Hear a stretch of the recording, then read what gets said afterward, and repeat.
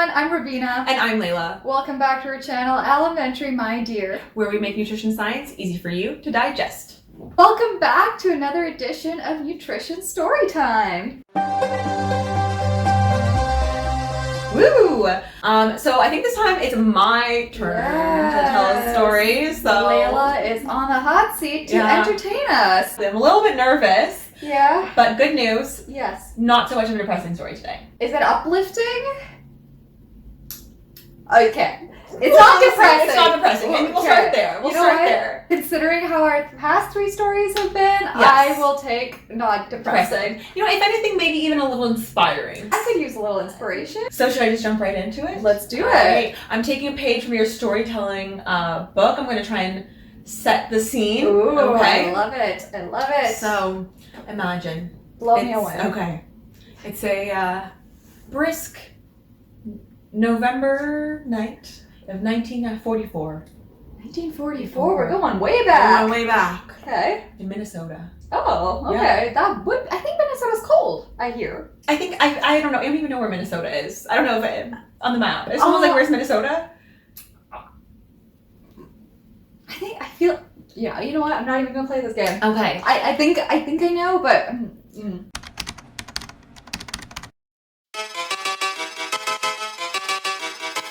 Anyway, it's a brisk November day, 1944, Minnesota. Okay. And you walk into the University of Minnesota's football stadium residences. Uh-huh. And you are greeted not by the University of Minnesota's football team, Uh-huh. but rather a group of 30 or so emaciated men. Why are they emaciated, Layla? Well, we're going to get into it. Tell me. So 1944, ring any bells for you in terms of important world events? Wartime! Exactly. So we're coming up to...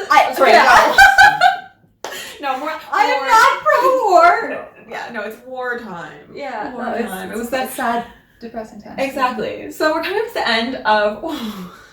I don't know why I said it like that. Well, you got the right answer. Honestly, very excited. I think I was excited about knowing the answer. Yeah. Okay. So we're coming up to the end of World War II. This has been a very long war, very drawn out, and it has left all really the countries that were affected and involved in a very vulnerable position. There were really, really high rates of hunger and starvation among a lot of the European populations. Also, I've heard in North America as well, there was some lack of resources, but Europe, it's really bad. They've been bombed. They've been, occupied and then unoccupied. Things are bad. The rates of starvation in Europe are terrible. And scientists don't really know what to do with this because they've never really seen starvation in this kind of level, I guess, in Europe where they care about it. I don't know. And so they're okay, well, how are we going to reintroduce food to these people to make sure that they are they do the best they can do? And that's where my boy Ansel Keys comes in. American nutrition scientist, one of the most well-known that there is. And he comes in and he's like, let me answer this question for you. So he designs a study. But then, who is going to be part of this study? Because how can we do a study that's not in white men? You can't do a study if it's not in white men. And most of the white men had gone across to Europe to fight in the war. So they needed to find another group of men that they could use for this study. And that's where conscientious objectors come in. The people that are we don't like war. Stop it. Exactly. Exactly. That's them. So that's them. And so there was this service called CPS, which is not Child Protective Services, but it's a civilian something. I feel like the S probably stands for service. Yeah. And the P I think is also protection. Okay. Yeah, so I think it's Civilian Protective Services. Okay. And so Child Protective Services just ripped them off. Child Protective Services. But they came in and they kind of kept track of these conscientious objectors. These people were war is bad, I'm a pacifist. And Ansel Keys, he's trying to do his experiment. He's like, you know what, I can do it in conscientious objectors. So he puts out this flyer, and like, it's like this little flyer. There's like these children, they're starving, they're European, they're like, please, we're starving. And it says at the top. Classic strategy. Exactly. Use starving children to get people to do what you want to do. Exactly. We all care about starving children. We do. We should. At the top, it's like starve so they don't, or like go hungry so they can eat, or something like, or like don't, something like that. Something like witty. Exactly. Witty and fun. Trying to make a starvation study fun. And so they sent these flyers out to like to quite a few of these conscientious objectors. They got over 400 responses from people. So like people really felt like a duty, because even though these people didn't go to fight in the war, they did really want to help people and help the country. They just couldn't like fathom being part of violence and like killing and stuff like that. Which I think is like actually quite noble. So shout out to the conscientious objectors. That's really impressive. I don't know if I would ever be okay with doing a study like that, like putting myself through that. That would be a hard thing to want to sign up for. Yeah, and just wait until I tell you exactly what this study entails. These people, like when you read their accounts, like they've been interviewed since, they feel like a great sense of duty, and they feel a great sense of pride in their participation in this study. And so, yeah, basically 400 responses, didn't really get what the exclusion criteria was. 36 people started this study. And the way that the study was set up was 1 whole year living at this dorm in, as I mentioned at the beginning, at this dorm in this football stadium. Were they ever allowed to leave the dorm? They were, like, I think allowed to leave the dorm, but they had to sleep there and have all their meals there. That's so insane. So basically they were kind of stuck there. And they got to go to university classes and stuff like that, too. That's adorable. So it's like, you're on campus, might as well learn something. Can you imagine you have, like, a starving man in your class? You're, like, trying to study, like, some complex calculus. It's in the name of science and the return of, like, peace in Europe. So, you know. But do they get paid? Or was there any sort of reimbursement? I think the reimbursement was, hey, you didn't have to go fight in a war.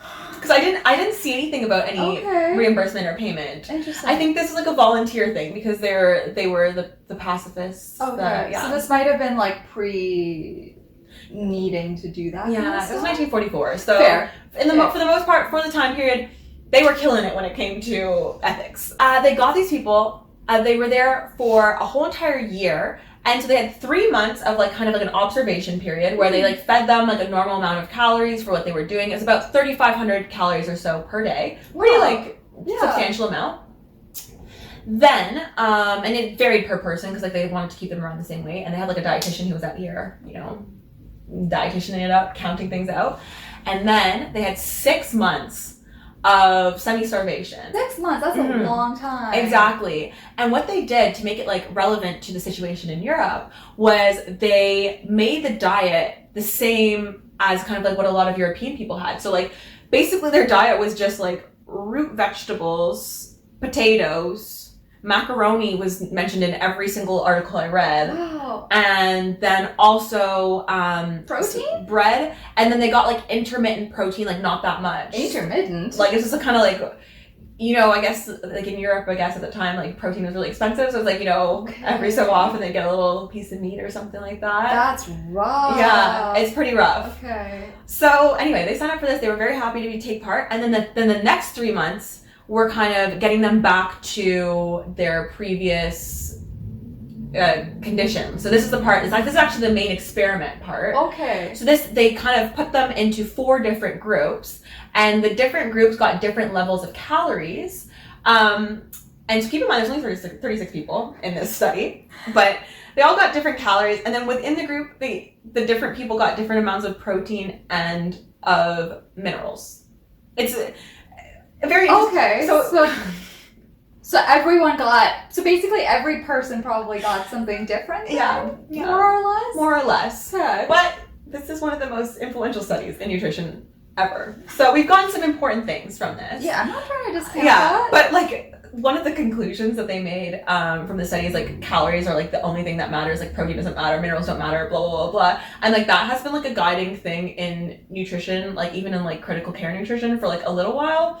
But then now we're kind of going back on that because I just did a one of my placements in critical care, like in the ICU, and like now they're prioritizing protein a lot more. But anyway, caloric, like when they're giving them, they have like different caloric allotments.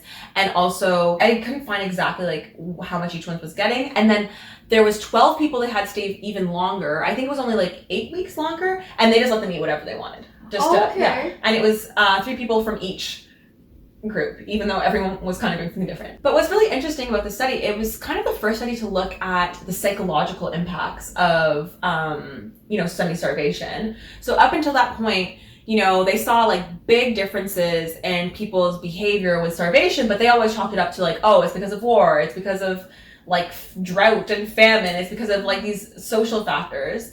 But this study aimed to look at like the psychological effects, as well as the physiological effects. Physiological effects, what we'd expect to see. So they lost 20, so the aim was in the middle there, that 6-month period, for having to lose 25% of their body weight. That's insane. Yeah. In 6 months. In 6 months.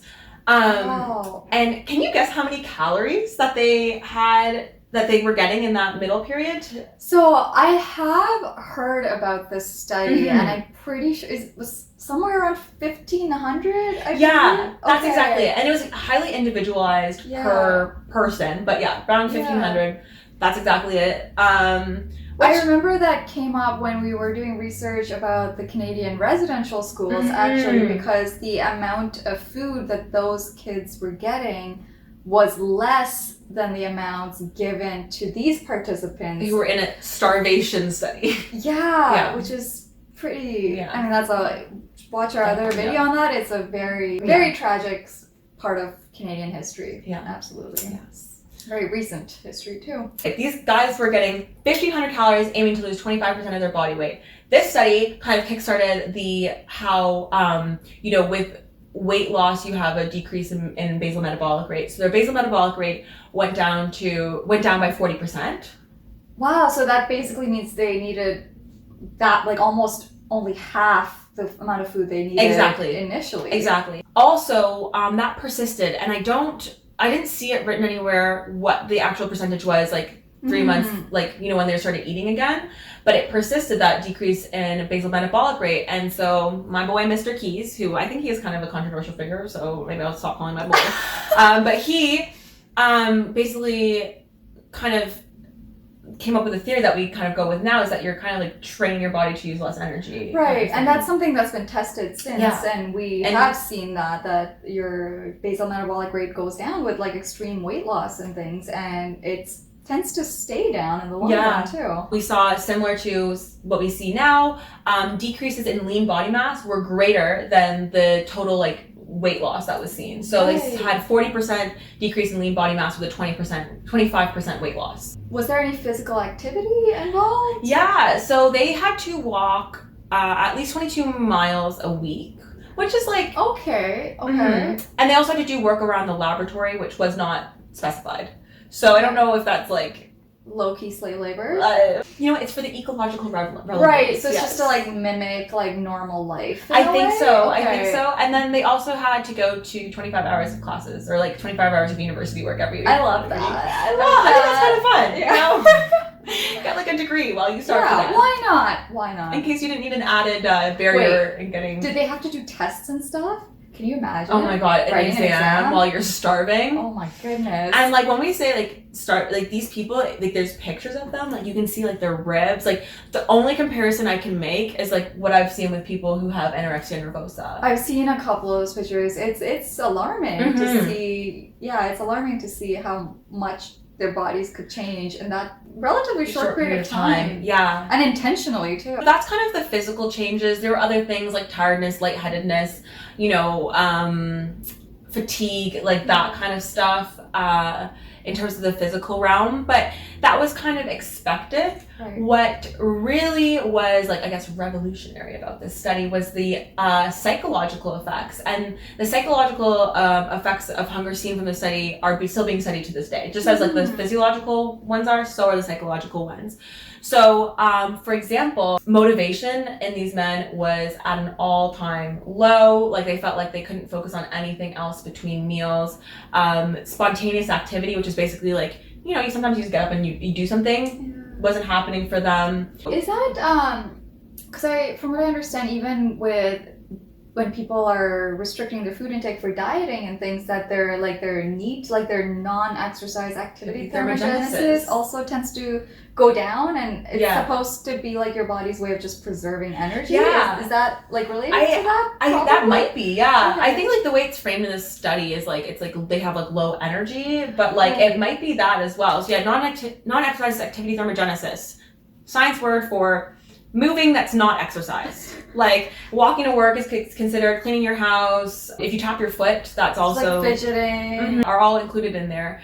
So yeah, these guys, they didn't want to do anything. Something that was like noted a few times was that they had no sex drive, but also I don't understand how they measured this, because these guys were living in these dormitories. I don't know what they did, but apparently maybe it was like survey style. Yeah, they had journals as well. That's how they got all this information. So maybe I was like, I really don't want to have sex right now. I just want to eat food. So when they were with these journals, were they required to write in them? Yeah. And were they required to address certain things? I'm not sure. I think they were just like required to like write about their feelings. I mean, that seems really progressive, actually. And if you ask like 36 men to write their feelings in a diary on a daily basis, I'm impressed that they comply. Yeah, is all I want to say. I know some men that could definitely benefit from writing in their diary, and women, but also men. Yeah, they just broke down how they felt. They're also so eloquent. Like I read this document with some like excerpts, and I'm like, wow, guys, this is so beautiful. Like slang hasn't infiltrated. I guess we had like 40 slang. Also, these people very religious people. Okay. So, I think there was 2 people who were like religion unspecified or whatever, but like most of them were Quakers. There were also Mennonites, and I think there were a few Jewish people as well, and like other Christian domains, but most of them were Quakers. So I think that they must be like really well read in terms of like religious scholarship and stuff like that. So I think like the sample is kind of skewed. One guy, he wrote, it was time to be born, killed again until the next meal, which could never come fast enough. Oh. So basically they felt like they were like dead in between meals. One thing that was noted in the research is that the physiological stuff, that bounced back quite quickly. But it was like the psychological stuff that did not come back as quickly. So the changes in these people's behavior did not come back. The preoccupation with food, like that persisted. They talk about like changes in emotionality, and this is like chronic hangriness is basically what it sounded like. Apparently they were snapping at each other.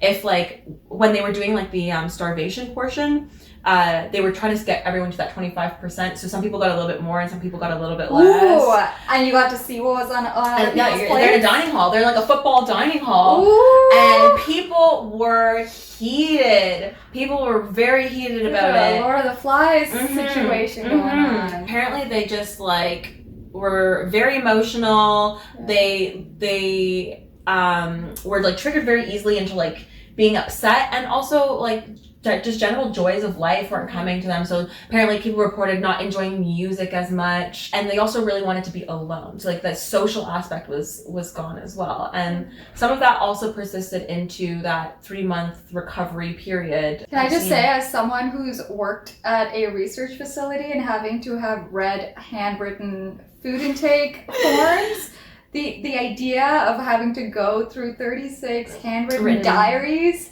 I know. Woo! Can you imagine trying to be like, wait, he said he what? He was hungry. What? Was it? What? Angry? Hungry?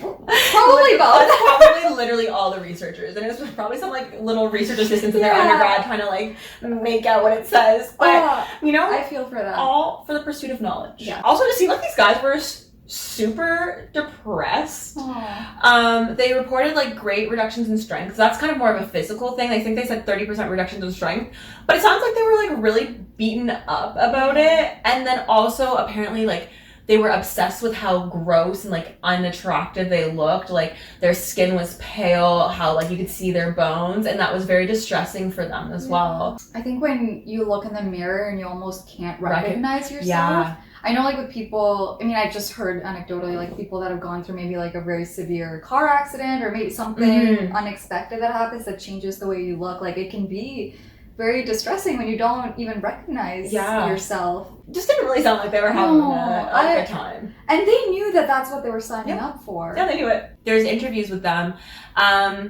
I think there was an article I read from about, I think it was like 2012 or so, and there was a few of them who were still alive, and they still report being very pleased with their participation. Oh, good. Yeah, so no regrets. No regrets. Overall, they were like obsessed with food, and apparently like they'd make like weirdo concoctions that were, I guess, like culturally strange, or like they try and make like macaroni sandwiches and like play with their food almost as they were eating. There's like, was that to like lengthen the period of time that they had the food? I don't know. That's a really good question. Because I would think if I was super hungry, I might just wolf it down without even looking or breathing or anything. I think like maybe like the lengthening out the period of time. So maybe like the first couple weeks or something. Appreciating it and but like apparently play with their food. There's pictures of these grown men licking their plates. Yeah. Everyone, like, basically what they wanted to do was just like, they were so preoccupied with hunger, they just wanted ways to like stifle their appetite. Yeah. So like they were just all smoking. There was like smoking so much because, you know, we know that smoking is like an appetite suppressant. But also they were chewing like so much gum. That's so funny. So much gum to the point where the researchers had to ban gum. But why? Why couldn't I mean, that little bit of joy, can't you just let them have it? I don't know. Maybe the Europeans didn't have gum because it was 40 packs of gum. Some of them were having up to 40 a day. Okay, how many are in a pack? I don't know. Okay. Does anyone know what 1940s but American gum? It's probably at least 5. Yeah, I'd say probably 10. I would, like, you know, like a little Excel. Yeah. Maybe. Wow, that's a lot of gum. It's a lot of gum. Is gum an appetite suppressant? Maybe no, I think chewing. Maybe. Like, I know a lot of people in general, like, we like to just have like a beverage in our hand or just do something. Yeah. Exactly. The researchers banned gum because they were 40 packs a day. Maybe they didn't have a gum budget. Yeah, they didn't have a gum budget. They're like, we gotta stop this. You know what it is? I think they didn't hold their flavor as well as they do now, these gums. I mean, to be fair, I feel like, okay, so like minty gum lasts a while, but any like fruit flavored gum, it lasts like 0.7 seconds. Minty gum even sometimes are like, maybe like 10 minutes. Oh yeah. Some people chew it for like hours. I don't know how they do it. Also, like when you're chewing it doesn't have flavor, it's kind of really gross. It's really gross and it makes your breath bad. It like reverses whatever you did in the first few minutes. These guys were chewing gum, but like there were just so many different psychological effects that they had on these men, and then they took their gum away on top of that. Exactly. And, you know, I didn't read this because the final report was not in a journal. It was an 1,300-page report that they put together. What did they include? Did they include all the journal pages? Probably. For the whole year. Probably. That's because crazy. I'm like, how else? Like, I don't know what else you put in it. They're like, figure 1, this person's diary, page 1. Yeah. Figure 2, this person's diary, page 2. I don't know, but apparently it's like 1,300 pages long. Did not read it for this video. I don't blame you. I'm not that dedicated to this. No, I wanted to give you a good story. Way to let us down, Layla. I read a few different sources. I did read a 75-page handbook that they basically created for the people going to Europe. So like for the people who are going to give aid in Europe, they wrote like this handbook. Like based on the findings. So talking about the findings and then how that could apply to the European situation. This was back in the day where one study was enough to inform practice. Exactly. One study where like basically every single person was doing something different. But that's sufficient research. Exactly. As I mentioned, during that rehabilitation phase, things were really, really slow compared to like the physiological changes, but like the men, as they like got on, they felt like they had a new lease on life. Like reading it, like I read a few quotes in there. I don't have them with me right now, but like they were like overjoyed. They felt like they were a brand new person, born again. But like they still had those like behaviors of being like really irritable and also like licking their plates and being obsessed with food. Yeah. I wonder if it's like when you've gone through something that traumatic, and especially something like food, it's not like, oh, you eat once and you're good to go forever. It's like something that you constantly need. So maybe it's like you're constantly reminded of that trauma. I guess. You know, I feel like honestly in a way like feeling hunger again might be like traumatic. Triggering. Yeah. And then you know I said that there was like this extra group of 12 people who stayed over for like the for like over the time, so like 8 weeks extra.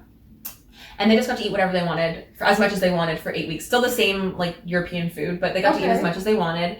And they were eating between 7,000 and 10,000 calories a day. Did that start to taper cheaper. Imagine that probably did go down as they put more weight back on. Have you heard of people going all in? There's someone on YouTube that I follow. Her name is Stephanie Buttermore. I don't know if you know her. No. So she's really big in like the fitness YouTube space. Yeah. And so she's done a lot of like fitness type things where she's had to like restrict a lot in terms of food intake. Is she like a bodybuilder or? Yeah. So that was the space that she was in. And she got to a point where, because of the extreme dieting for a long time, that she was experiencing like extreme hunger all the time. Oh, wow. Like even when she wasn't dieting, but just eating like a amount of food that would be considered normal for someone of her size, like she would just never feel like satisfied. Wow. So to the point where like she decided to go all in and just unlimited, eat however much she wants. And so it's now been like 2 years, but like in the beginning she was saying that she was eating like 5,000 to 6,000 calories per day, and it took like months and months and months to get to the point where like her body almost like trusted her again. And then like her appetite started to go down, and then her weight started to go back down, because her weight went up when she was eating that much, and then it slowly started to go down and stabilize after. Oh, it's like a good supporter, like set point theory. Yeah, no, exactly. Yeah. Exactly. Yeah, so set point theory, for those who don't know, is that kind of like everyone's body has like a specific point where it likes to be at and it's happy. And like some people think that your set point can go up but can never go down. Some people think that like you have so many things in place that kind of keep you at relatively the same level. So, and it's like more like not as one weight necessarily, but like a range of like a narrow range of weight. Something that kept coming up over and over again as I was reading this is like the context that people were talking about this study in were the fact that 1,500 calories a day is similar to a lot of diet programs, and a lot of current diet programs have like caloric levels that are even lower, like 1,200 calories a day. 1,200 is one that you hear a lot. And it's like, okay, well, in this group of people, this has such a terrible, like detrimental effect on their psyche, on their body, on all these different things. So, you know, people always are asking, okay, well, you know, in these diets, we're getting people to go on these like 1,200 calorie diets. Like, you know, they're probably going through a lot of the same kind of things that like tiredness, lack of energy, and it's like, is this might be one of the reasons why these diets are not sustainable. Exactly, because in free living people, once you hit that point, you almost have the freedom to stop putting yourself through that, and most people do stop doing that. I found that really, really interesting in terms of like the way that it plays into our diet culture today. Absolutely. That's my story about my boy Ansel Keys. Good job. May help be my boy. I don't know if you want him to be your boy. No. I've heard of this study before, obviously, because, you know, like you said, it's a really big research study done in the field of nutrition and dietetics. It's very influential. But I didn't know all those details. Like, I actually didn't know that the participants were like the pacifists. Yes, they were conscientious objectors. So yeah, shout out to those people really putting themselves through it in the name of science and also helping people. Yeah, and from, you know, what I read, it seems as though this study was quite impactful in helping return things to like a more normal. And we had a handbook out of it. Yeah. Well, thanks so much for watching. Hopefully you found that entertaining and learned a little bit more about some of the history of nutrition research. Be sure to like, comment, and subscribe. Hit that notification bell so you never miss one of our videos, and follow us on our Instagram and our TikTok. Thank you for watching. Bye.